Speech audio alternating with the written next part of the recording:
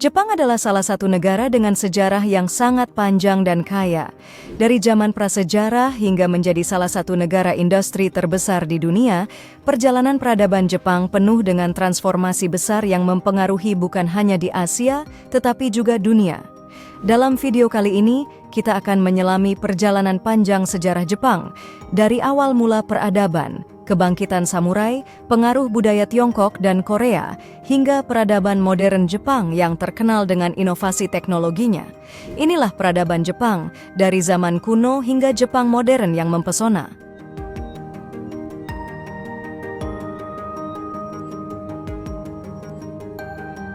Zaman Jomon adalah salah satu periode awal dalam sejarah peradaban Jepang yang dimulai sekitar 14.000 tahun yang lalu dan berakhir di sekitar tahun 300 sebelum Masehi. Nama Jomon berasal dari kata Jepang yang berarti garis-garis pada kata Jo dan pola pada kata mon, yang merujuk pada pola dekoratif yang ditemukan pada keramik zaman ini.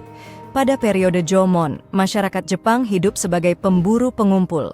Mereka bergantung pada sumber daya alam sekitar mereka untuk bertahan hidup, berburu hewan seperti rusa dan beruang, serta mengumpulkan tumbuhan dan biji-bijian. Meskipun mereka belum mengembangkan pertanian secara signifikan, masyarakat Jomon sudah memiliki pemahaman yang mendalam tentang alam dan cara memanfaatkannya. Masyarakat Jomon cenderung hidup dalam kelompok-kelompok kecil, hidup dalam pemukiman yang tersebar di sepanjang pantai dan di daerah-daerah pedalaman. Mereka tinggal di rumah-rumah semi-permanen yang terbuat dari bahan-bahan alami seperti kayu dan bambu. Komunitas-komunitas ini tampaknya sangat bergantung pada kerjasama, dengan pola makan yang sangat beragam dan berbasis pada musim. Salah satu aspek yang paling menonjol dari zaman Jomon adalah keramik. Masyarakat Jomon adalah salah satu kelompok pertama di dunia yang membuat keramik, dan banyak peninggalan keramik mereka ditemukan dalam penggalian arkeologi. Keramik Jomon terkenal dengan pola-pola tali yang rumit, yang dihasilkan dengan teknik memutar tanah liat menggunakan tali atau alat sederhana lainnya. Beberapa pot atau wadah ini memiliki ukuran besar dan digunakan untuk memasak atau penyimpanan. Selain keramik, masyarakat Jomon juga memproduksi alat-alat dari batu seperti kapak dan pisau, serta alat-alat dari tulang dan tanduk untuk berburu dan menangkap ikan. Mereka juga mulai menggunakan api untuk memasak makanan, yang menunjukkan tingkat perkembangan teknologi dan pengetahuan mereka. Masyarakat Jomon dikenal dengan spiritual yang kaya. Ada banyak bukti bahwa mereka menyembah dewa-dewi alam, dan ini tercermin dalam bentuk patung-patung kecil atau boneka tanah liat yang disebut dogu. Patung-patung ini biasanya digambarkan dengan bentuk tubuh besar dan berornamen, seringkali dengan ekspresi wajah yang aneh atau simbolis. Diperkirakan bahwa dogu ini memiliki kaitan dengan upacara keagamaan atau ritual, meskipun makna pastinya masih menjadi bahan spekulasi hingga kini. Meskipun zaman Jomon lebih dikenal dengan masyarakat berburu dan mengumpulkan, ada bukti bahwa mereka juga mulai mengembangkan pertanian pada akhir periode ini. Penemuan benih tanaman padi dan kacang-kacangan dalam situs-situs Jomon menunjukkan bahwa mereka mulai melakukan eksperimentasi dengan pertanian. Namun pertanian pada zaman ini masih bersifat terbatas dan tidak sekompleks yang ditemukan pada zaman berikutnya.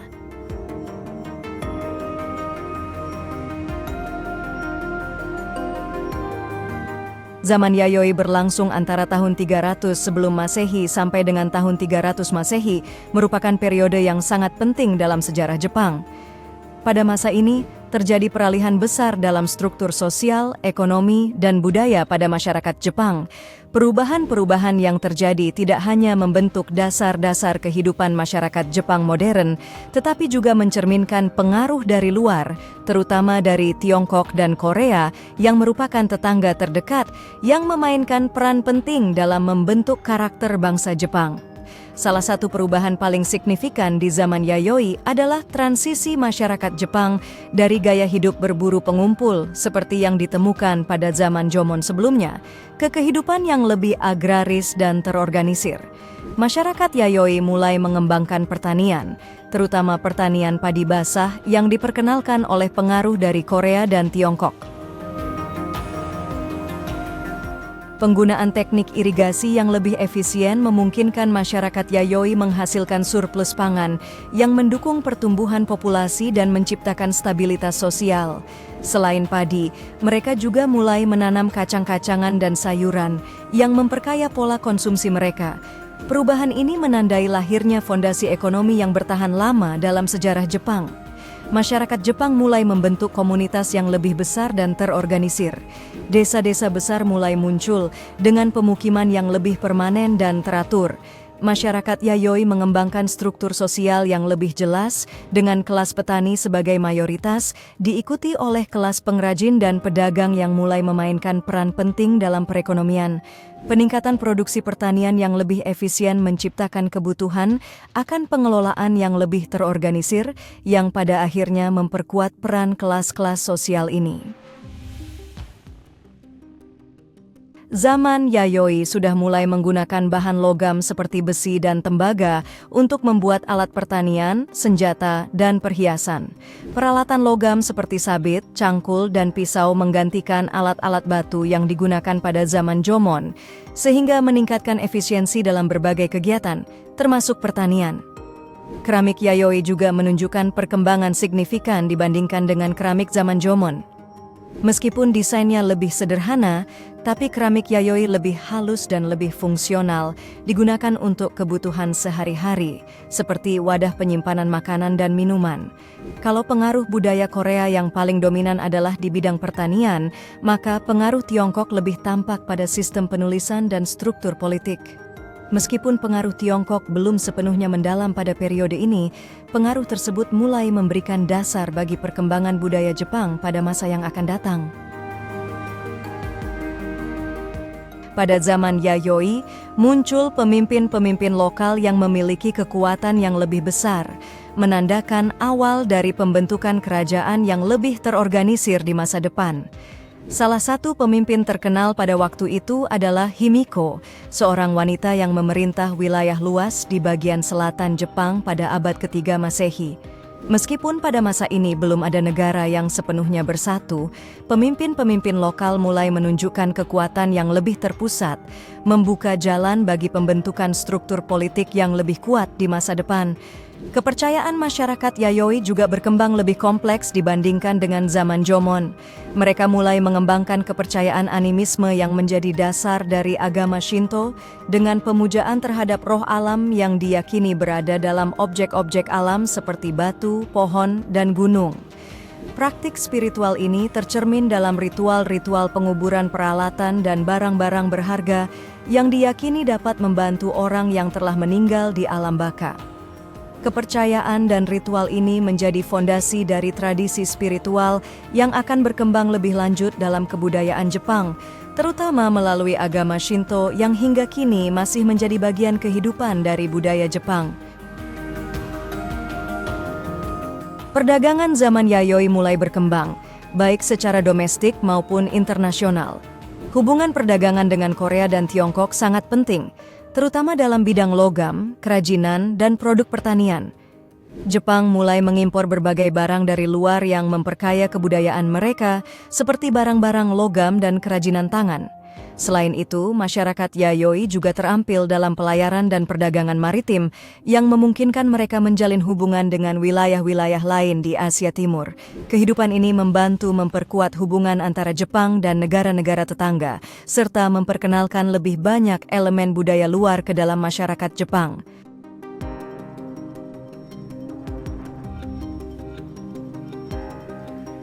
Zaman Kofun berlangsung dari sekitar tahun 250 Masehi hingga 538 Masehi. Nama Kofun merujuk pada bentuk utama peninggalan arkeologis dari zaman ini, yaitu makam tumpukan besar yang dikenal dengan sebutan Kofun. Makam besar yang biasanya dibangun untuk para pemimpin atau bangsawan, seperti kepala suku atau penguasa wilayah. Makam-makam ini umumnya memiliki bentuk yang unik, yaitu bentuk kunci dengan bagian depan melengkung atau bulat, dan bagian belakang persegi panjang yang dikenal dengan istilah Zenpo Konfun. Makam-makam ini seringkali dikelilingi oleh parit atau kanal sebagai simbol pemisah antara dunia orang hidup dan dunia orang mati. Di dalam makam tersebut, ditemukan berbagai barang kuburan yang mewah dan bernilai, seperti cermin perunggu, senjata, keramik, dan hiasan berkuda. Barang-barang ini diperkirakan digunakan untuk menemani arwah sang pemimpin dalam perjalanan ke dunia lain, atau sebagai simbol status sosial dan kekuasaan mereka. Pada masa Kofun, munculnya klan Yamato menjadi salah satu perkembangan politik yang paling signifikan. Klan Yamato mulai mengonsolidasi kekuasaan mereka di wilayah Kinki, yang sekarang dikenal sebagai wilayah Kansai, dengan pusatnya di sekitar Osaka dan Nara. Klan Yamato bertindak sebagai penguasa yang memimpin berbagai klan regional di Jepang pada waktu itu, dan secara perlahan berhasil menyatukan wilayah-wilayah tersebut di bawah kekuasaan mereka. Melalui proses ini, mereka membangun negara yang lebih terpusat yang nantinya akan menjadi dasar bagi pembentukan kerajaan Jepang. Klan Yamato juga mengklaim kekuasaan ilahi dan menjadi inti dari silsilah kekaisaran Jepang yang hingga kini masih ada. Pemimpin-pemimpin dari klan ini dianggap sebagai keturunan Dewa Matahari atau Amaterasu yang memperkuat posisi mereka di mata masyarakat Jepang. Selama zaman Kofun, Jepang mulai menerima pengaruh dari Tiongkok dan Korea dalam bidang perkembangan budaya dan teknologi.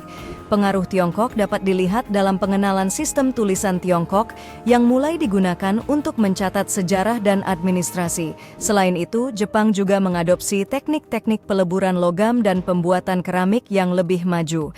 Imigran dari Korea, terutama dari Kerajaan Baekje, memainkan peran penting dalam proses ini. Mereka membawa pengetahuan dalam pembuatan peralatan logam, agama Buddha, serta teknik pertanian yang lebih efisien. Pengaruh budaya ini membantu mempercepat peradaban Jepang menuju tahap yang lebih maju dan terstruktur. Pada zaman Kofun, Shinto yang adalah agama asli Jepang mulai mendapatkan tempat yang lebih signifikan dalam kehidupan masyarakat. Agama ini berfokus pada penghormatan terhadap kami, yaitu roh atau dewa yang ada di alam dan pemuliaan terhadap leluhur. Kegiatan ritual dan keagamaan sangat terkait dengan kekuasaan politik karena pemimpin dan bangsawan yang memerintah juga dianggap memiliki hubungan langsung dengan dunia spiritual. Pembangunan makam besar di zaman Kofun tidak hanya berfungsi sebagai simbol kekuasaan duniawi, tetapi juga mencerminkan keyakinan akan kehidupan setelah mati, di mana pemimpin yang meninggal dianggap masih memiliki pengaruh terhadap kehidupan orang yang masih hidup. Barang-barang yang terkubur bersama mereka di makam-makam tersebut menunjukkan pentingnya unsur spiritual dalam pemerintahan dan kehidupan sosial pada masa itu. Selama zaman Kofun, masyarakat Jepang masih dibangun di atas sistem klan yang disebut uji. Setiap klan mengendalikan wilayah tertentu dan kekuasaan berada di tangan kepala klan yang dianggap sebagai pemimpin yang berhak atas wilayah tersebut. Namun, pada saat yang sama, hubungan antar klan seringkali melibatkan perang dan aliansi yang dinamis untuk memperluas atau mempertahankan kekuasaan. Secara perlahan, struktur sosial yang lebih terorganisir mulai berkembang dengan klan-klan besar seperti Yamato yang memperoleh lebih banyak pengaruh politik dan militer. Makam-makam besar yang menjadi simbol dari pemimpin-pemimpin ini menunjukkan adanya hubungan antara kekuasaan duniawi dan kepercayaan spiritual yang mengikat masyarakat. Zaman Kofun akhirnya berakhir pada sekitar tahun 538 Masehi dan digantikan dengan zaman Asuka yang ditandai dengan perubahan besar dalam struktur pemerintahan, kebudayaan, dan agama di Jepang. Salah satu perubahan terbesar adalah masuknya agama Buddha ke Jepang yang memperkenalkan sistem dan nilai filosofi baru yang akan sangat mempengaruhi perkembangan Jepang di masa depan.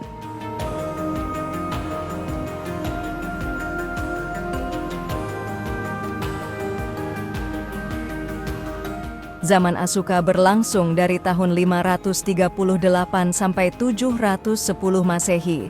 Periode ini mencatat transisi besar dalam perkembangan sosial, politik, dan budaya Jepang. Nama Asuka merujuk pada wilayah di sekitar Asuka yang terletak di Provinsi Nara, yang menjadi pusat pemerintahan pada masa itu. Zaman Asuka adalah periode yang menghubungkan zaman Kofun yang lebih terfragmentasi dengan zaman Nara yang lebih terorganisir dan terpusat. Salah satu peristiwa yang paling mencolok pada zaman Asuka adalah pengenalan agama Buddha ke Jepang. Meskipun ada bukti bahwa agama Buddha mulai dikenal di Jepang sejak zaman Kofun, pengaruhnya baru terasa signifikan selama zaman Asuka. Pada tahun 538 Masehi, Kerajaan Baekje dari Korea mengirimkan sebuah patung Buddha dan tulisan-tulisan suci kepada penguasa Jepang, yaitu Kaisar Kinmei, yang kemudian mengizinkan penyebaran ajaran agama Buddha di Jepang.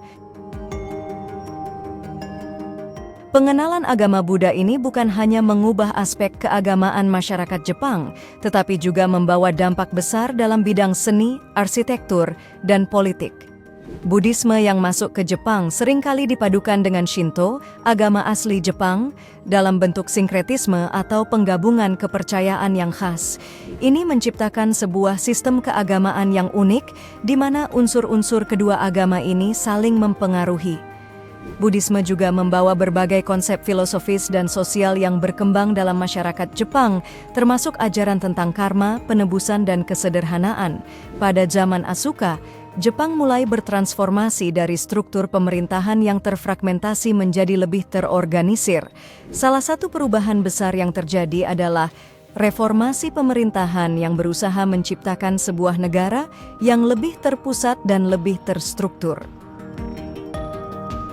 Pada tahun 645 Masehi, reformasi Taika diluncurkan oleh Kaisar Kotoku dengan tujuan memperkuat kekuasaan kekaisaran dan mengurangi pengaruh klan-klan besar yang telah menguasai wilayah-wilayah Jepang.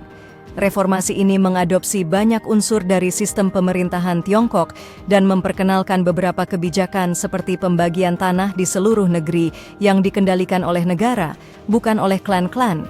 Pencatatan penduduk di zaman Asuka bertujuan untuk keperluan administrasi dan pajak dan pembentukan birokrasi yang lebih terstruktur, dengan pejabat yang diangkat berdasarkan prestasi dan loyalitas, bukan berdasarkan keturunan klan. Reformasi ini sangat penting dalam membentuk kerajaan Jepang yang lebih terpusat, dengan kekaisaran di pusatnya, dan memberikan dasar bagi perkembangan sistem pemerintahan Jepang pada masa selanjutnya. Salah satu aspek yang sangat dipengaruhi oleh Buddhisme dan Tiongkok pada zaman Asuka adalah perkembangan seni dan arsitektur. Dengan masuknya agama Buddha, arsitektur kuil berkembang pusat, dan kuil Horyuji di Nara, yang dibangun pada awal abad ke-7, menjadi salah satu kuil tertua yang masih ada hingga kini. Kuil ini tidak hanya memiliki nilai keagamaan, tetapi juga menjadi contoh penting dari seni dan arsitektur Jepang yang terinspirasi dari Tiongkok.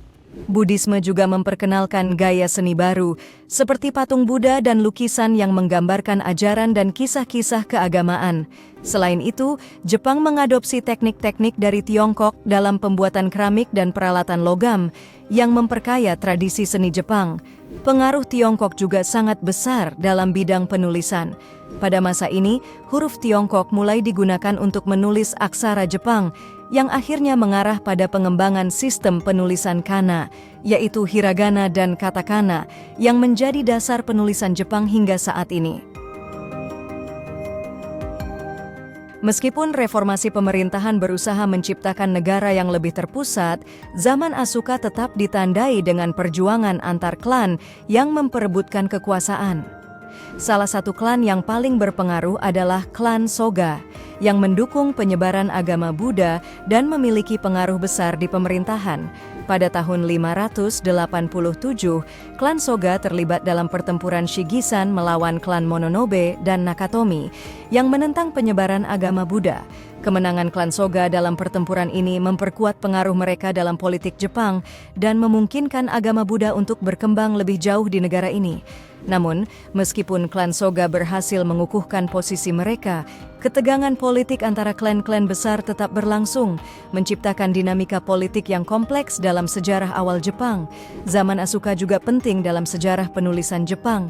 Pada masa ini, Nihon Shoki atau sejarah Jepang ditulis pada tahun 720 Masehi oleh sekelompok ilmuwan dan pejabat kerajaan. Buku ini ditulis dalam bahasa Tiongkok klasik, merupakan salah satu karya sastra tertua di Jepang yang mencatat mitologi, sejarah awal Jepang, serta perkembangan kekaisaran Jepang. Nihon Shoki memberikan wawasan tentang pembentukan kerajaan Jepang dan tentang pandangan orang Jepang terhadap asal-usul mereka. Selain itu, banyak karya seni dan teks-teks agama yang berasal dari zaman Asuka memberikan kontribusi besar terhadap perkembangan budaya dan pendidikan di Jepang. Zaman Asuka berakhir pada tahun 710 Masehi ketika ibu kota Jepang dipindahkan ke Nara, yang menandai dimulainya zaman Nara. Pindahnya ibu kota ke Nara mencerminkan kedewasaan sistem pemerintahan dan budaya Jepang yang lebih terorganisir.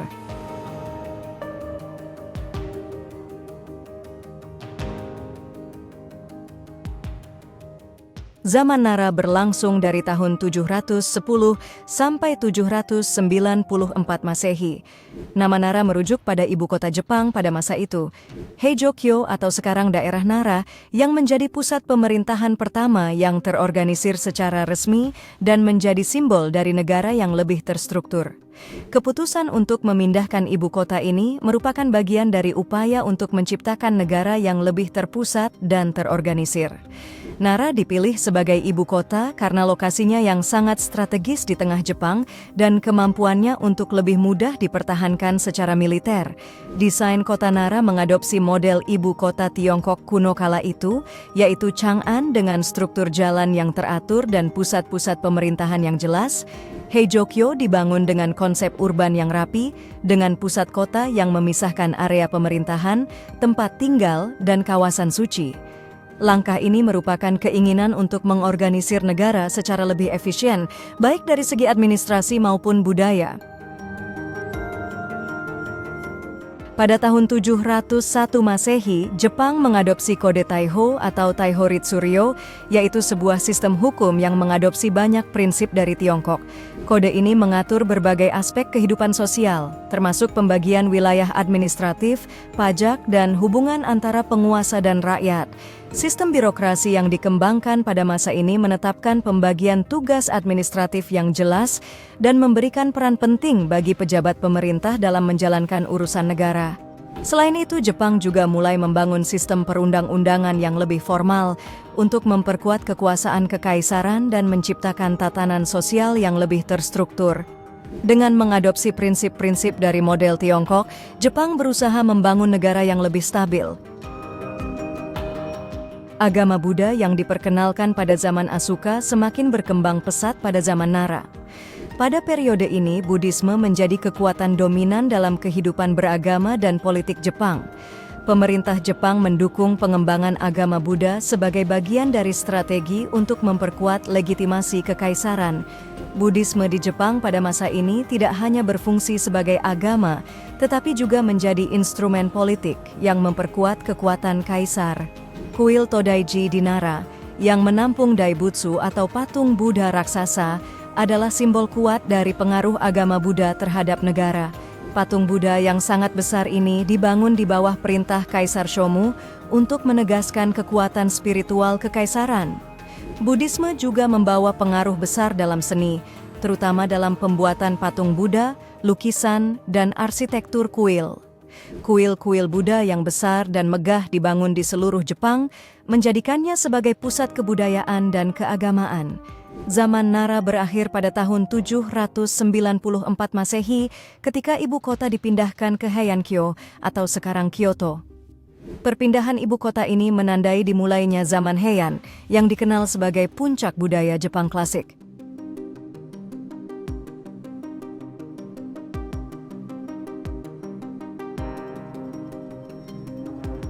Zaman Heian berlangsung dari tahun 794 sampai dengan tahun 1185 Masehi.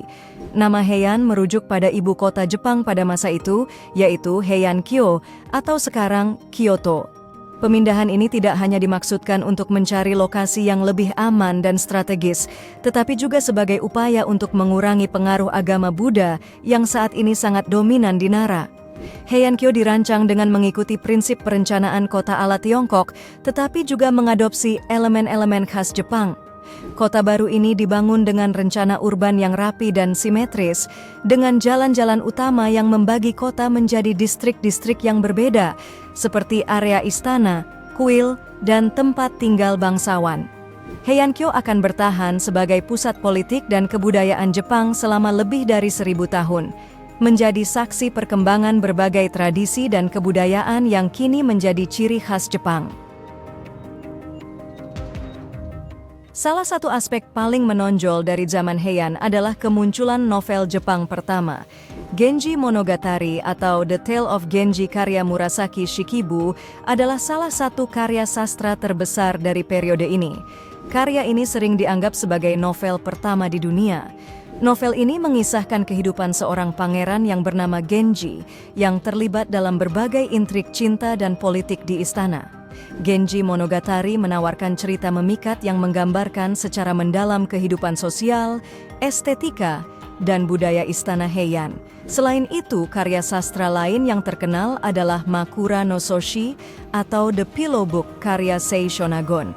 Buku ini berisi catatan pribadi, puisi, dan pengamatan sosial yang menawarkan wawasan tentang kehidupan di istana Heian dengan gaya penulisan yang tajam dan penuh kecerdikan. Sei Shonagon menggambarkan dinamika kehidupan sosial dan estetik yang khas pada masa itu. Selain novel dan prosa, puisi waka yang terdiri dari 31 suku kata juga sangat populer. Puisi ini sering digunakan oleh kaum bangsawan untuk mengekspresikan perasaan pribadi, terutama dalam konteks percintaan dan alam. Puisi waka menjadi bentuk sastra yang diapresiasi, dan banyak karya klasik Jepang ditulis dalam bentuk ini.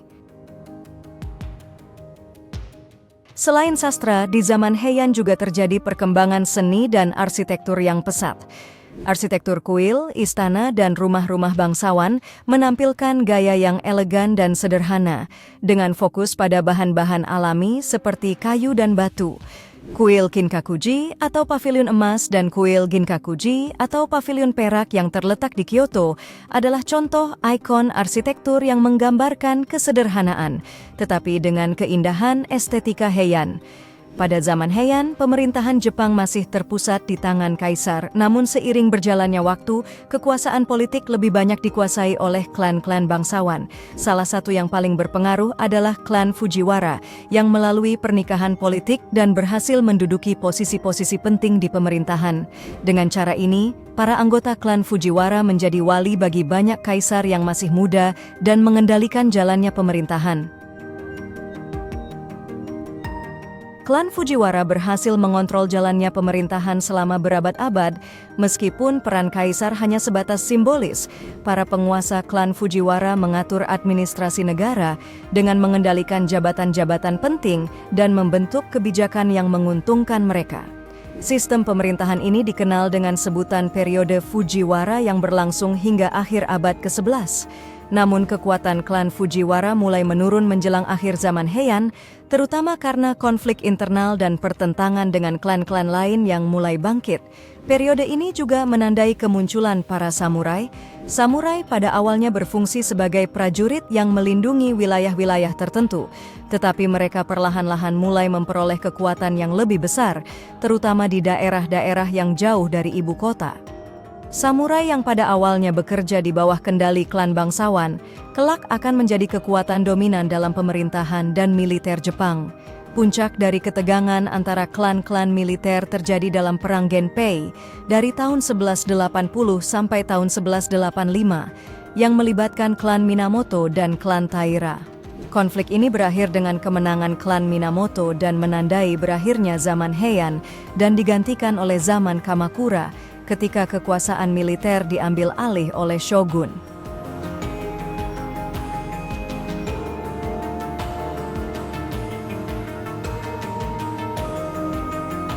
Periode Kamakura dimulai setelah berakhirnya Perang Genpei, sebuah konflik besar antara dua klan samurai terkemuka, Minamoto dan Taira, dan berlangsung dari tahun 1180 sampai tahun 1185. Setelah kemenangan besar yang diperoleh dari klan Minamoto di bawah kepemimpinan Minamoto no Yoritomo, tatanan politik Jepang berubah drastis. Pada tahun 1185, Yoritomo mendirikan Shogunat Kamakura, sebuah pemerintahan militer pertama di Jepang yang berbasis di kota Kamakura, dekat dengan Tokyo saat ini. Meskipun kaisar tetap berkuasa secara nominal, kekuatan sebenarnya berada di tangan shogun atau jenderal yang memimpin tentara dan mengatur urusan pemerintahan. Dengan berdirinya Shogunat Kamakura, Jepang memasuki era baru di mana pemerintahan militer menjadi kekuatan dominan, menggantikan struktur birokrasi kekaisaran yang lebih bersifat aristokratik dan terpusat di ibu kota Kyoto. Salah satu pencapaian besar dari Shogunat Kamakura adalah pembentukan sistem feodal yang lebih terorganisir. Dalam sistem ini, daimyo atau tuan tanah diberikan wilayah dan sumber daya, sementara para samurai sebagai pengikut setia mereka diberikan tanah dan hak untuk memerintah daerah tertentu. Sebagai imbalannya, daimyo wajib mendukung shogun dalam peperangan atau urusan militer lainnya. Hal ini menciptakan struktur hierarkis yang kuat, di mana kekuasaan terdesentralisasi ke tangan banyak penguasa lokal. Di bawah sistem feodal ini, samurai menjadi kelas pejuang utama yang memegang kekuasaan dan status sosial. Kode etik Bushido yang mengatur perilaku samurai mulai berkembang pada masa ini, mengedepankan nilai-nilai seperti keberanian, kehormatan, dan kesetiaan. Selama periode Kamakura, agama Buddha mengalami transformasi besar-besaran. Munculnya aliran-aliran Buddha baru memberikan dampak besar terhadap kehidupan masyarakat Jepang, terutama kalangan rakyat biasa dan samurai. Beberapa aliran utama yang berkembang adalah Buddhisme Tanah Murni atau Jodoshu yang didirikan oleh Honen, mengajarkan bahwa kesetiaan kepada Buddha Amida dan keyakinan dalam karma bisa menjamin kesehatan, meskipun seseorang tidak melakukan praktik meditasi yang rumit. Buddhisme Zen yang menekankan meditasi sebagai jalan menuju pencerahan. Aliran ini sangat populer di kalangan samurai karena mengajarkan disiplin mental dan ketenangan dalam menghadapi tekanan.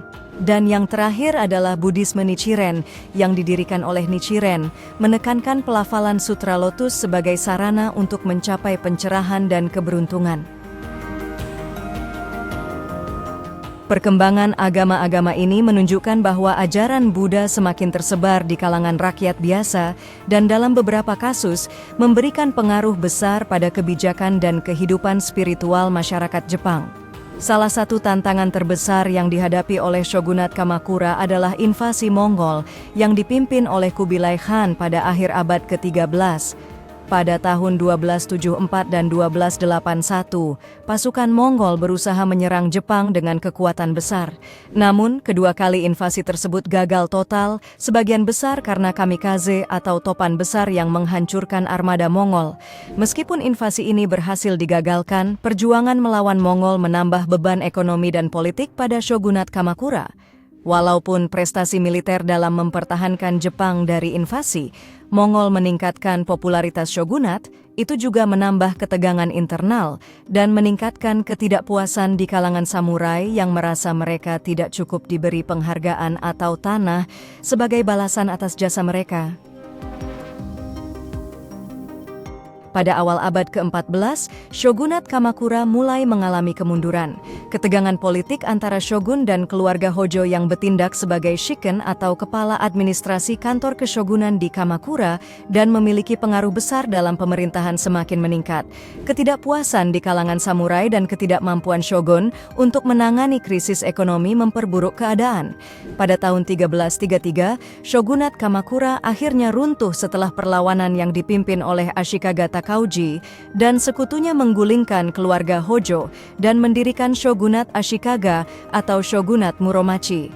Kejatuhan Shogunat Kamakura menandai berakhirnya periode ini dan dimulainya periode Muromachi yang akan membawa Jepang ke era baru.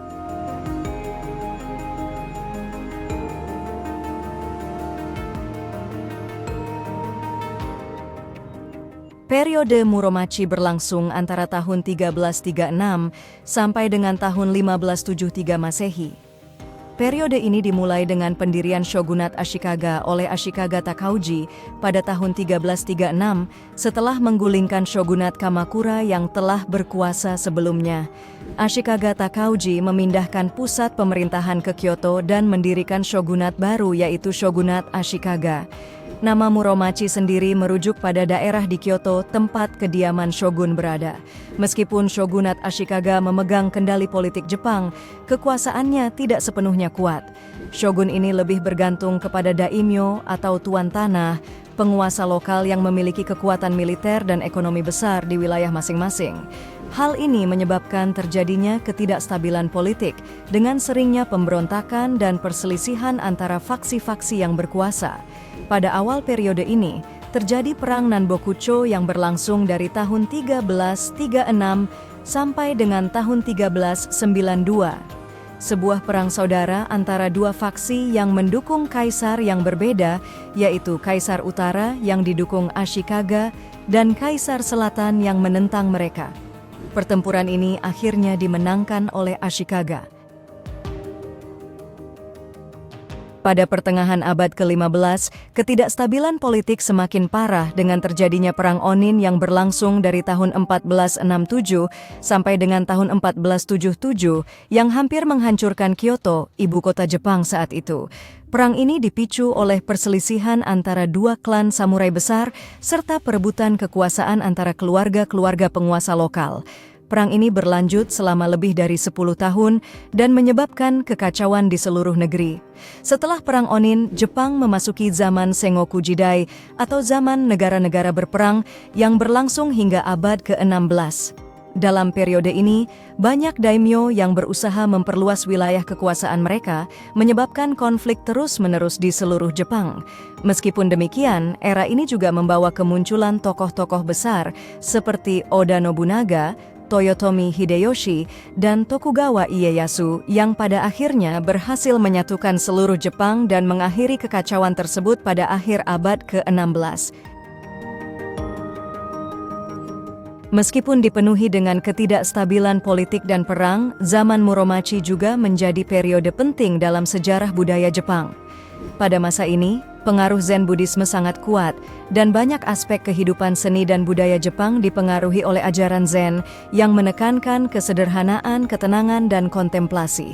Teater Noh, yang adalah sebuah bentuk teater yang menggabungkan musik, tarian, dan drama berkembang pesat pada periode ini. Noh menjadi sangat populer di kalangan samurai dan elit Jepang, dan hingga kini merupakan salah satu warisan budaya Jepang yang sangat bernilai. Selain teater Noh, seni lukis tinta juga sangat berkembang. Lukisan ini dipengaruhi oleh ajaran Zen yang menghargai kesederhanaan dan keindahan dalam ketidaksempurnaan. Salah satu bentuk seni populer pada masa ini adalah lukisan dengan gaya Suibokuga, yaitu lukisan menggunakan tinta dengan warna yang sangat terbatas, menciptakan efek yang sangat alami dan filosofis.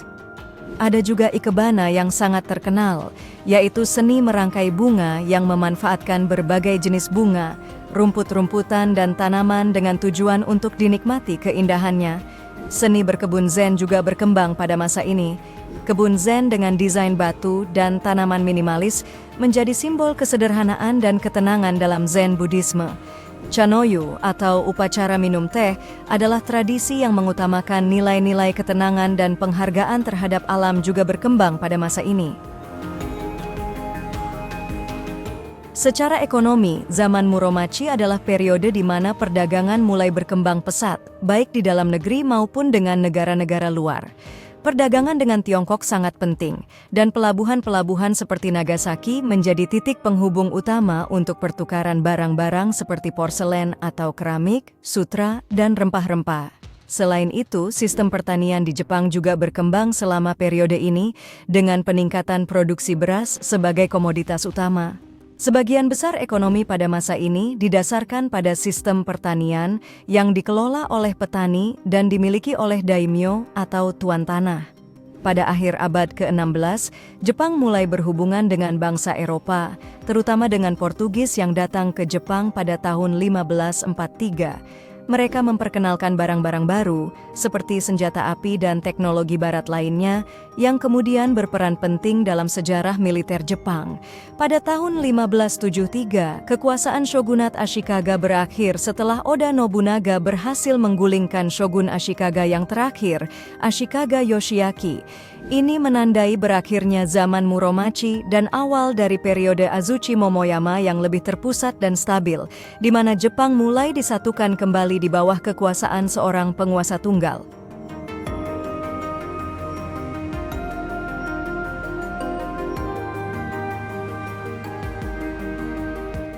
Zaman Azuchi Momoyama berlangsung dari tahun 1573 sampai dengan tahun 1603 Masehi. Sebelum dimulainya zaman ini, Jepang dilanda masa negara-negara berperang atau Sengoku Jidai yang berlangsung selama lebih dari 2 abad. Selama periode tersebut, Jepang terpecah menjadi banyak kerajaan kecil yang masing-masing dikuasai oleh berbagai daimyo yang berperang satu sama lain untuk mendapatkan kekuasaan. Konflik-konflik besar terjadi hampir sepanjang waktu, dengan banyak pasukan samurai yang saling bertempur untuk menguasai wilayah-wilayah lain. Namun, pada abad ke-16, 2 tokoh besar muncul di tengah kekacauan ini yang akhirnya membawa Jepang ke penyatuan. Oda Nobunaga, seorang daimyo dari wilayah Owari yang sekarang menjadi Aichi, adalah seorang tokoh pertama yang berusaha menyatukan Jepang pada pertengahan abad ke-16. Dengan kecerdikan strategis dan kemampuan militer yang luar biasa, Nobunaga berhasil mengalahkan banyak musuh besar, termasuk Takeda Shingen, Uesugi Shingen, dan Imagawa Yoshimoto. Nobunaga juga dikenal karena keberaniannya menggunakan senjata api, terutama senapan matchlock dalam pertempuran besar, yang memberi pasukannya keunggulan taktis. Pada tahun 1568, Nobunaga berhasil memasuki Kyoto dan menempatkan Kaisar Ogimachi di atas takhta, meskipun ia menjadi penguasa de facto yang memegang kendali penuh atas Jepang.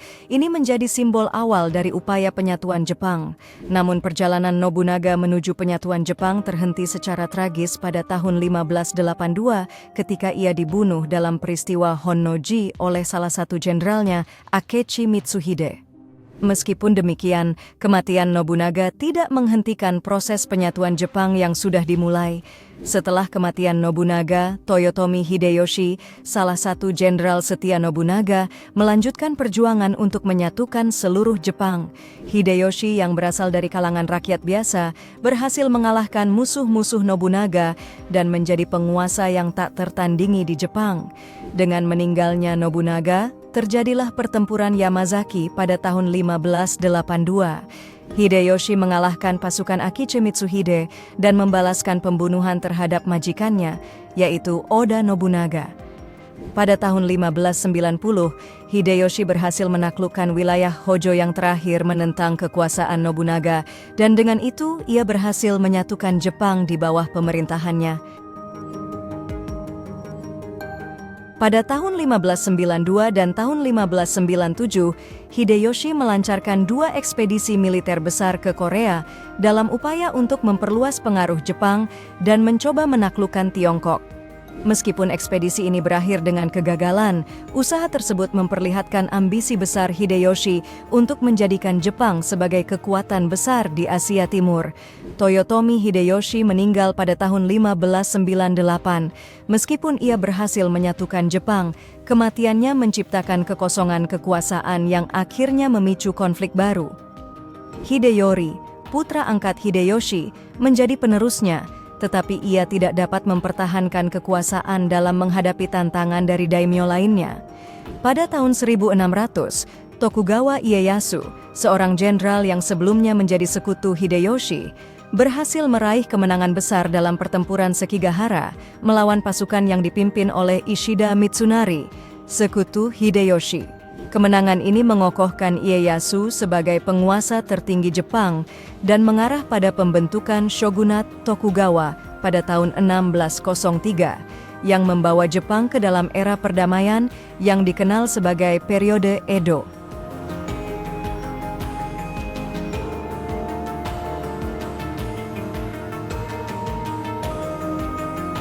Zaman Edo atau zaman Tokugawa berlangsung dari tahun 1603 hingga tahun 1868 Masehi.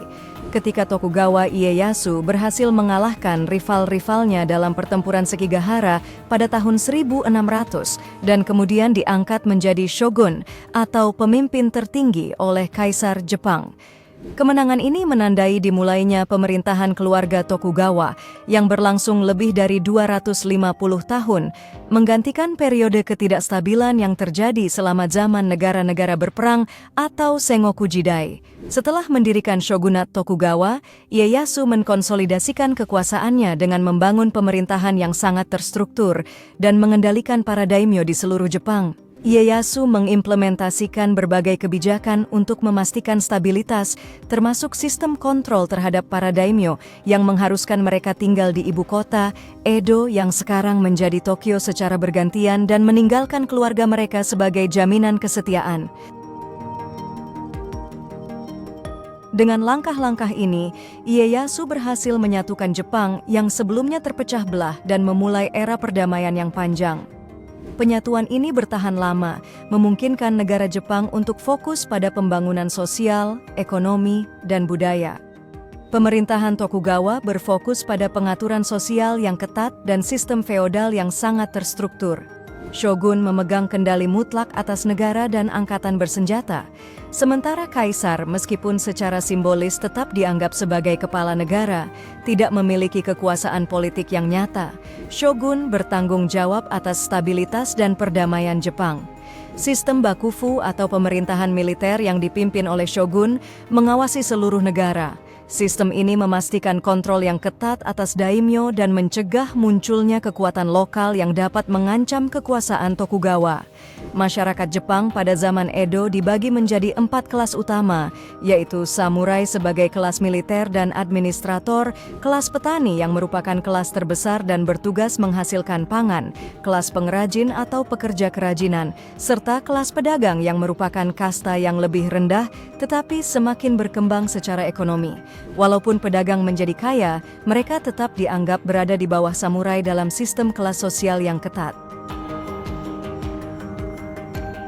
Untuk memastikan kesetiaan daimyo, Tokugawa menerapkan kebijakan Sankin Kotai, yaitu kebijakan yang mewajibkan para daimyo untuk tinggal di Edo selama sebagian waktu dan meninggalkan anggota keluarga mereka sebagai jaminan. Kebijakan ini efektif dalam menjaga kekuatan shogun karena mengisolasi para daimyo dari wilayah mereka dan membatasi kemampuan mereka untuk melawan. Selama sebagian besar periode Edo, Jepang mengadopsi kebijakan sakoku atau isolasi, kebijakan yang membatasi hubungan luar negeri dan perdagangan hanya dengan beberapa negara, seperti Belanda dan Tiongkok. Kebijakan ini bertujuan untuk menjaga kestabilan politik dalam negeri dan mencegah penyebaran agama Kristen yang dianggap sebagai ancaman bagi pemerintahan Tokugawa. Meskipun Jepang terisolasi secara politik, negara ini tetap menerima pengaruh asing, terutama dalam bentuk pengetahuan ilmiah dan teknologi dari Barat, melalui kontak dengan pedagang Belanda di Dejima, sebuah pulau kecil di pelabuhan Nagasaki. Walaupun dengan perdagangan yang terbatas, Jepang tetap mendapatkan wawasan tentang perkembangan ilmu pengetahuan dan teknologi Eropa yang akan menjadi modal penting dalam transisi ke era Meiji. Zaman Edo berakhir pada tahun 1868 setelah serangkaian peristiwa yang dikenal dengan Restorasi Meiji, ketegangan politik dan ancaman dari negara-negara Barat yang menuntut agar Jepang membuka pelabuhannya, menyebabkan keruntuhan shogunat Tokugawa.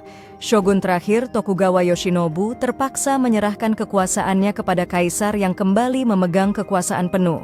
Dengan dimulainya Restorasi Meiji, Jepang mulai mengalami modernitas pesat yang mengubahnya menjadi salah satu negara industri terkemuka di dunia, membuka jalan menuju era baru yang penuh perubahan besar.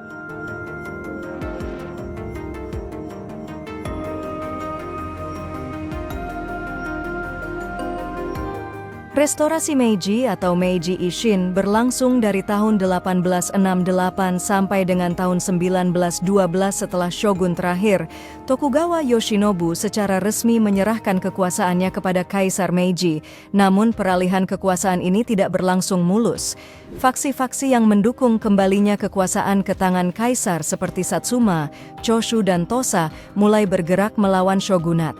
Perang Boshin yang berlangsung antara 1867 hingga 1868 adalah konflik antara pasukan kaisar dan pasukan Tokugawa. Meskipun pasukan Tokugawa sempat memberikan perlawanan, pasukan kaisar yang lebih terorganisir akhirnya mengalahkan mereka.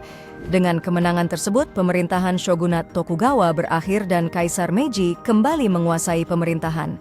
Setelah kemenangan dalam Perang Boshin pada tahun 1868, Kaisar Meiji secara resmi mengeluarkan Deklarasi Meiji yang menjadi tanda dimulainya era baru di Jepang. Deklarasi ini menegaskan kembalinya kekuasaan pada kaisar dan mengumumkan serangkaian perubahan besar dalam struktur pemerintahan dan kebijakan negara. Pada tahun 1889, Jepang mengadopsi konstitusi baru yang mengubah negara menjadi pemerintahan konstitusional. Meskipun kaisar tetap memegang kekuasaan tertinggi, konstitusi ini memberikan kekuasaan kepada Diet atau Parlemen Jepang yang terdiri dari 2 kamar, yaitu Dewan Perwakilan Rakyat dan Dewan Penasehat. Sistem ini dikenal dengan sebutan Konstitusi Meiji. Sistem ini mulai memberi peran yang lebih besar pada perwakilan rakyat dalam politik Jepang. Pemerintah Meiji meluncurkan program besar untuk membangun infrastruktur dan mengembangkan sektor industri. Kereta api, jalan raya, telekomunikasi, dan pabrik-pabrik modern dibangun untuk mendukung perkembangan ekonomi. Pemerintah mendukung pembangunan industri melalui keiretsu atau konglomerat bisnis besar seperti Mitsubishi, Mitsui, dan Sumitomo yang berperan besar dalam industrialisasi Jepang. Industri tekstil, baja, dan manufaktur berkembang pesat, mengubah Jepang menjadi negara industri. Salah satu reformasi terbesar yang dilakukan oleh pemerintah Meiji adalah pembentukan sistem pendidikan nasional yang berdasarkan model Barat. Pendidikan dasar mulai disediakan untuk semua anak, baik laki-laki maupun perempuan, dengan tujuan untuk menciptakan masyarakat yang terdidik dan tenaga kerja yang profesional untuk mendukung industrialisasi. Sistem feodal yang telah ada selama berabad-abad akhirnya dibubarkan. Para daimyo atau tuan tanah kehilangan kekuasaan mereka dan Jepang dibagi menjadi prefektur-prefektur yang dikelola oleh pejabat yang diangkat langsung oleh pemerintah pusat. Pemerintah Meiji mengadopsi sistem militer barat, membentuk angkatan bersenjata yang modern dan kuat. Pelatihan wajib militer untuk pria diperkenalkan, dan Angkatan Darat serta Angkatan Laut Jepang berkembang menjadi kekuatan militer yang mampu bersaing dengan negara-negara besar lainnya. Jepang yang sebelumnya merupakan negara agraris berubah menjadi salah satu negara industri terkemuka di Asia. Dengan bantuan kebijakan pemerintah, Jepang mampu melakukan industrialisasi cepat dalam waktu singkat, mengembangkan berbagai sektor seperti industri baja, tekstil, dan manufaktur. Masyarakat Jepang juga mengalami perubahan besar. Struktur sosial feodal yang kaku sudah dihapuskan, dan sistem kelas yang lebih egaliter diterapkan, meskipun beberapa nilai tradisional Jepang tetap dipertahankan. Restorasi Meiji juga memperkenalkan konsep nasionalisme Jepang, yang kemudian menjadi landasan untuk kebijakan luar negeri dan ekspansionisme Jepang. Dengan meningkatnya kekuatan militer, Jepang mulai mengembangkan ambisi imperialistik. Pada tahun 1895, Jepang memenangkan Perang Sino-Jepang dan memperoleh Taiwan sebagai koloni pertama mereka. Jepang juga berhasil mengalahkan Rusia dalam Perang Rusia-Jepang pada tahun 1904 sampai tahun 1905 yang semakin memperkuat statusnya sebagai kekuatan militer besar. Pada tanggal 30 Juli 1912, Kaisar Meiji yaitu Mutsuhito meninggal dunia setelah memerintah Jepang selama 45 tahun. Kaisar Meiji adalah sosok yang penting dalam sejarah Jepang karena di bawah kepemimpinannya, Jepang berhasil melakukan modernisasi besar-besaran yang membawa negara tersebut ke dalam kancah dunia sebagai kekuatan ekonomi dan militer yang dominan. Kematian Kaisar Meiji menjadi tanda berakhirnya era yang sering disebut sebagai restorasi Meiji, yang menandai pembaruan total di berbagai aspek kehidupan negara, termasuk ekonomi, politik, pendidikan, dan militer. Setelah kematiannya, takhta Jepang diteruskan oleh putranya, Yoshihito atau Kaisar Taisho, yang memulai era Taisho.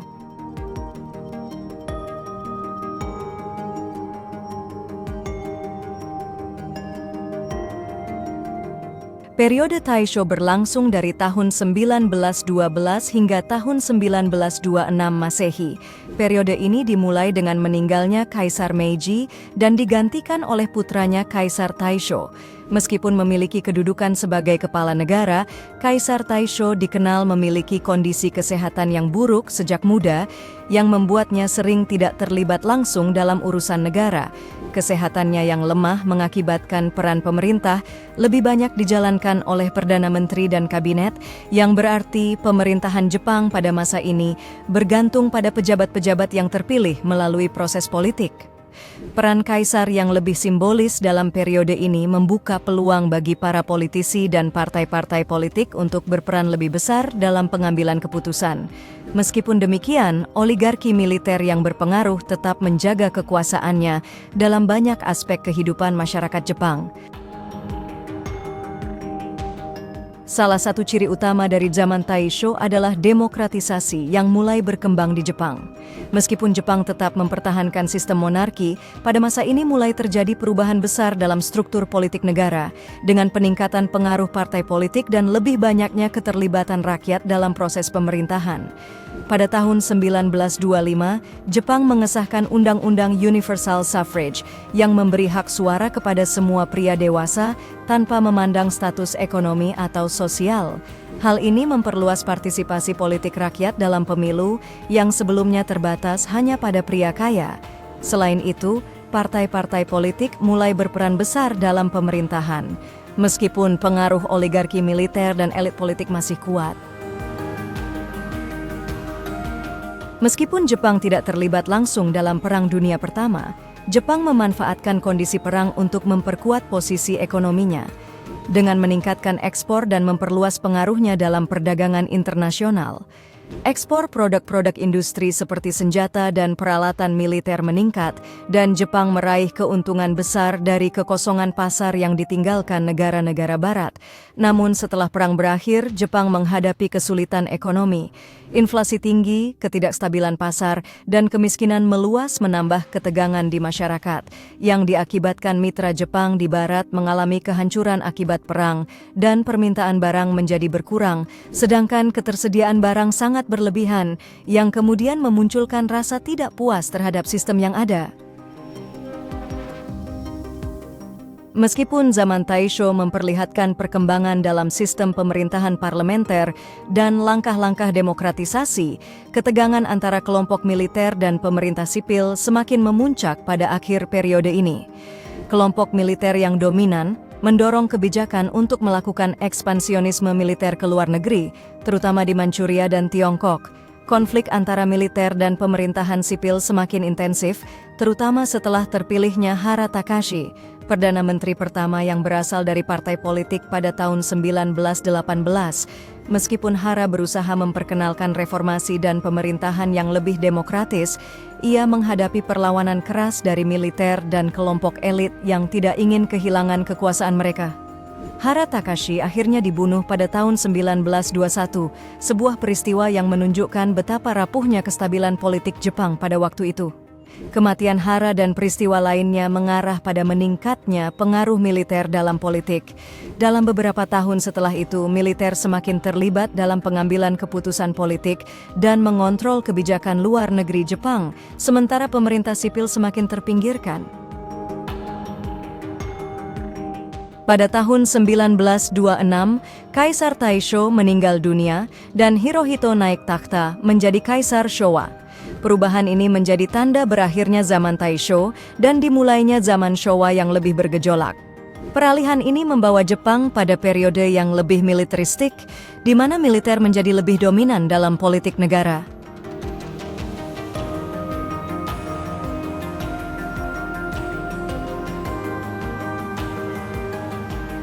Zaman Showa berlangsung dari tahun 1926 sampai dengan tahun 1989. Pada awal periode ini, Jepang masih terperangkap dalam ketidakstabilan politik.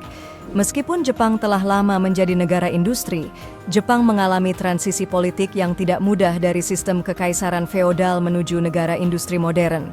Pada tahun 1930-an, meningkatnya pengaruh militer dalam pemerintahan memperburuk ketegangan sosial dan ekonomi. Ini ditambah dengan kebijakan ekspansionisme Jepang yang semakin agresif di Asia. Pada tahun 1937, Jepang memulai Perang Tiongkok-Jepang Jilid Kedua yang menjadi bagian dari konflik global yang lebih besar, yaitu Perang Dunia Kedua. Dalam upaya memperluas wilayahnya, Jepang menduduki Tiongkok dan menyerang negara-negara Asia lainnya, termasuk Indonesia, yang dikuasai selama 3,5 tahun. Pada tahun 1941, Jepang menyerang Pearl Harbor di Amerika Serikat, yang akhirnya menarik Jepang ke dalam Perang Dunia. Namun setelah serangkaian kekalahan yang menghancurkan, termasuk pengeboman atom di Hiroshima dan Nagasaki pada tahun 1945, Jepang akhirnya menyerah tanpa syarat kepada sekutu. Kekalahan Jepang menandai era Showa awal, meninggalkan negara ini dalam keadaan hancur dan porak-poranda. Setelah kekalahan Jepang pada Perang Dunia Kedua, Jepang diduduki oleh pasukan sekutu yang dipimpin oleh Jenderal Douglas MacArthur. Pendudukan ini berlangsung hingga tahun 1952 dan menjadi titik balik yang sangat penting dalam sejarah Jepang.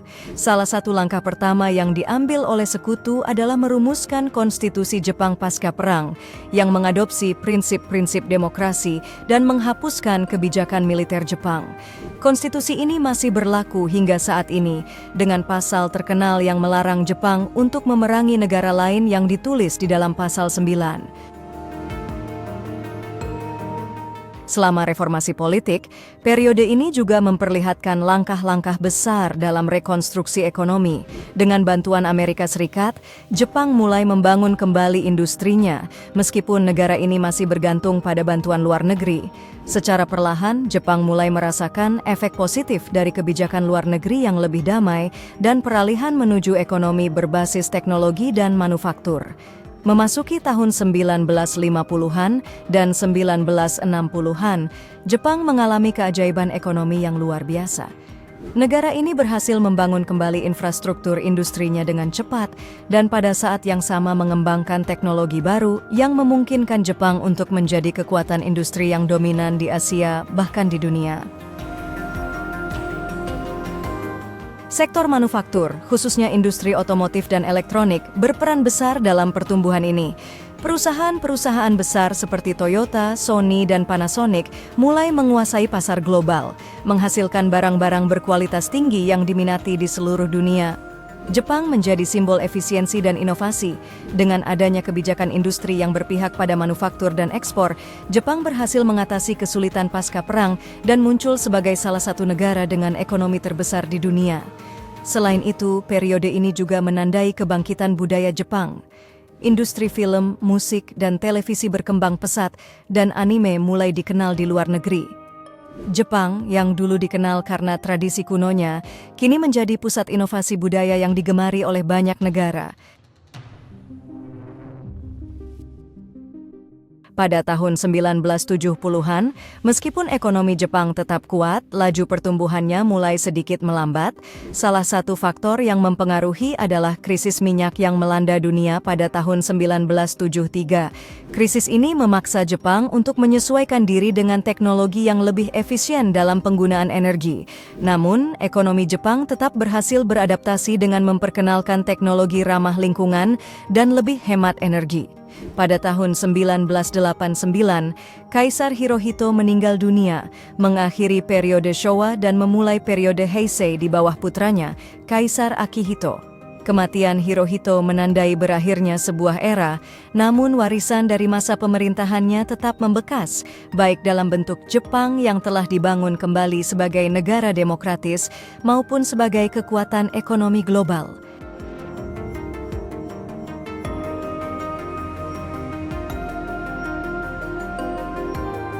Era Heisei adalah periode dalam sejarah Jepang yang berlangsung dari tanggal 8 Januari 1989 hingga tanggal 30 April 2019 yang dipimpin oleh Kaisar Akihito. Nama Heisei dapat diterjemahkan sebagai mencapai kedamaian atau kedamaian di mana-mana, mencerminkan harapan akan perdamaian dan stabilitas yang menyertai pemerintahan Akihito. Selama 3 dekade tersebut, Jepang mengalami berbagai peristiwa penting yang mengubah wajah negara ini, baik dalam aspek ekonomi, teknologi, politik, hingga budaya. Pada akhir 1980-an, Jepang berada di puncak kejayaannya dengan perekonomian yang sangat maju dan pasar saham yang melonjak pesat. Namun pada awal 1990-an, gelembung ekonomi Jepang akhirnya pecah. Pasar saham jatuh, harga properti merosot, dan Jepang memasuki periode stagnasi ekonomi yang dikenal dengan sebutan dekade yang hilang. Krisis ini berlangsung lama, dengan pertumbuhan ekonomi yang sangat lambat dan tingkat hutang yang tinggi. Gelembung properti yang pecah membawa dampak yang besar pada sektor finansial dan banyak bank di Jepang mengalami kesulitan. Dampaknya terasa hingga lebih dari 1 dekade, bahkan melampaui akhir era Heisei. Walaupun pada tahun-tahun terakhir ekonomi Jepang mulai menunjukkan tanda-tanda pemulihan. Era Heisei juga dikenal sebagai masa kemajuan teknologi yang pesat. Jepang menjadi salah satu negara terdepan dalam bidang robotika dan teknologi informasi. Pada tahun 1990-an, Jepang memperkenalkan berbagai inovasi penting yang mendunia, seperti Walkman oleh Sony, kamera digital oleh Canon, dan televisi berdefinisi tinggi. Salah satu pencapaian penting adalah kemajuan dalam dunia video game. Konsol game seperti PlayStation oleh Sony pada tahun 1994 mengubah industri hiburan digital secara global. Selain itu, Jepang juga menjadi pusat industri anime dan manga, dengan karya-karya seperti Pokemon, Dragon Ball, Sailor Moon, Doraemon, dan masih banyak lagi yang mendunia. Fenomena ini menjadikan budaya pop Jepang semakin populer di berbagai belahan dunia. Jepang juga menghadapi berbagai bencana alam yang menguji ketahanan dan kesiapan negara ini. Salah satu bencana paling mengguncang adalah gempa Hanshin Awaji pada tahun 1995 yang melanda Kobe dan sekitarnya, menewaskan lebih dari 6.000 jiwa dan menyebabkan kerusakan infrastruktur yang luas. Pada tahun 2011, Jepang kembali dilanda bencana besar berupa gempa bumi dan tsunami di Jepang Timur. Tsunami yang dihasilkan oleh gempa dengan 9 skala Richter mengguncang pantai timur Jepang, menyebabkan ribuan korban jiwa dan kehancuran infrastruktur. Bencana ini juga mengakibatkan bencana nuklir Fukushima Daiichi, yang mengarah pada krisis energi dan dampak lingkungan yang masih dirasakan hingga saat ini. Selama era Heisei, Jepang mengalami sejumlah perubahan dalam struktur politiknya. Meski Partai Demokrat Liberal atau LDP yang konservatif hampir selalu menguasai pemerintahan sejak Perang Dunia Kedua, pada tahun 2009, Partai Demokratik Jepang atau DPJ berhasil memenangkan pemilu dan mengakhiri dominasi LDP setelah lebih dari 50 tahun. Namun, pemerintahan DJP tidak berlangsung lama karena berbagai krisis, termasuk bencana alam pada tahun 2011 dan ketidakmampuan untuk mengatasi masalah ekonomi yang berlarut-larut. LDP akhirnya kembali berkuasa pada tahun 2012 dengan Shinzo Abe sebagai Perdana Menteri, yang kemudian meluncurkan kebijakan ekonomi yang dikenal dengan sebutan Abenomics, berfokus pada pelonggaran moneter, reformasi struktural, dan stimulus fiskal. Salah satu momen bersejarah di akhir era Heisei adalah pengunduran diri dari Kaisar Akihito pada tanggal 30 April 2019, yang menjadi kaisar pertama Jepang dalam lebih dari 2 abad yang turun takhta. Alasan pengunduran diri ini adalah kondisi kesehatan Kaisar Akihito yang sudah tidak memungkinkan untuk melanjutkan tugasnya. Keputusan ini menandai berakhir era Heisei dan dimulainya era Reiwa yang dipimpin oleh putranya, Kaisar Naruhito. Kaisar Akihito dikenal sebagai sosok yang dekat dengan rakyat Jepang dan berusaha untuk merangkul masyarakat melalui kunjungan-kunjungan simbolis ke daerah-daerah yang terkena bencana, serta berbicara tentang perdamaian dan rekonsiliasi, terutama pasca Perang Dunia Kedua. Dengan berakhirnya era Heisei, Jepang memasuki era baru dengan harapan untuk terus maju dan berkembang sambil menjaga nilai-nilai perdamaian, kestabilan, dan inovasi yang telah menjadi ciri khasnya selama beberapa dekade.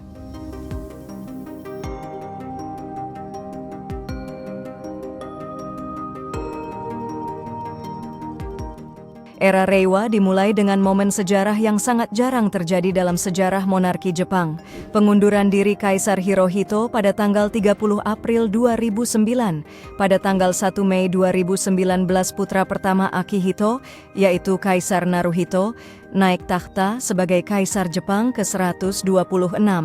Sebagai simbol negara, Kaisar Naruhito menyampaikan pesan yang menekankan pentingnya perdamaian dan harmoni. Salah satu harapan besar dari era Reiwa adalah menjadikan Jepang sebagai negara yang terus mengedepankan prinsip-prinsip kedamaian, kemajuan, dan kolaborasi internasional. Kata Reiwa berarti perintah yang indah atau keharmonisan yang baik. Salah satu tantangan terbesar yang dihadapi Jepang pada awal era Reiwa adalah pandemi COVID-19 yang mulai merebak secara global pada awal 2020. Jepang, seperti negara-negara lainnya, terpaksa menghadapi krisis kesehatan yang mengguncang hampir semua sektor kehidupan dari sistem kesehatan, ekonomi, hingga kehidupan sosial masyarakat. Pandemi ini menyebabkan kerugian ekonomi yang besar dengan sektor-sektor seperti pariwisata, manufaktur, dan perdagangan yang sangat terpukul. Pemerintah Jepang, yang saat itu dipimpin oleh Perdana Menteri Shinzo Abe, kemudian meluncurkan berbagai langkah untuk membatasi penyebaran virus, termasuk pembatasan perjalanan, pemberlakuan lockdown di beberapa wilayah, dan penerapan langkah-langkah pencegahan kesehatan yang ketat. Meskipun Jepang berhasil mengendalikan penyebaran COVID-19 lebih cepat dibandingkan beberapa negara lain, vaksinasi di negara ini sempat terhambat, yang memperburuk tantangan pemerintah dalam mengatasi dampak sosial dan ekonomi dari pandemi. Pemerintah setelahnya, di bawah Perdana Menteri Yoshihide Suga, melanjutkan upaya pemulihan ekonomi dengan stimulus fiskal, meskipun kepemimpinan Suga juga banyak menghadapi kritik terkait penanganan pandemi. Pada tahun 2021, Fumio Kishida terpilih sebagai Perdana Menteri yang baru, dan pemerintahan Kishida berfokus pada pemulihan ekonomi pasca pandemi, serta peningkatan kesehatan dan kesejahteraan sosial. Jepang menghadapi masalah krisis demografi dengan populasi yang semakin menua dan rendahnya angka kelahiran. Hal ini menciptakan ketergantungan pada tenaga kerja asing dan memaksa Jepang untuk berinovasi dalam otomatisasi dan robotika. Ekonomi Jepang masih menghadapi tantangan besar dalam hal pertumbuhan dan utang publik, namun sektor teknologi tetap menjadi pendorong utama ekonomi negara ini. Jepang terus menghadapi ketegangan geopolitik, terutama dengan Tiongkok dan Korea Utara. Sengketa teritorial dan isu-isu keamanan regional menuntut Jepang untuk memperkuat aliansi dengan negara-negara seperti Amerika Serikat. Jepang juga berfokus pada diplomasi internasional untuk mendukung perdamaian dan stabilitas global. Jepang tetap menjadi pusat budaya pop dunia melalui anime, manga, dan video game. Di sisi lain, negara ini terus berinovasi dalam robotika, kecerdasan buatan atau AI, dan energi terbarukan, berupaya mengatasi tantangan perubahan iklim dan meningkatkan kualitas hidup warganya. Demikianlah perjalanan panjang peradaban Jepang yang telah kita telusuri, dari zaman Yayoi yang dimulai sekitar 3.000 tahun yang lalu, di mana masyarakat Jepang pertama kali mengenal pertanian, hingga era Reiwa yang baru dimulai pada tahun 2019. Setiap periode dalam sejarah Jepang membawa perubahan yang signifikan, mulai dari perkembangan sistem pemerintahan, kebudayaan, hingga inovasi teknologi yang terus berlanjut hingga hari ini. Terima kasih telah menonton video ini. Jika Anda tertarik untuk mempelajari lebih lanjut tentang sejarah lainnya, jangan lupa untuk subscribe, like, dan komen, serta aktifkan lonceng notifikasinya agar tidak ketinggalan video berikutnya dari Historia Veritas. Sampai jumpa di video berikutnya. Yuk, mari belajar sejarah!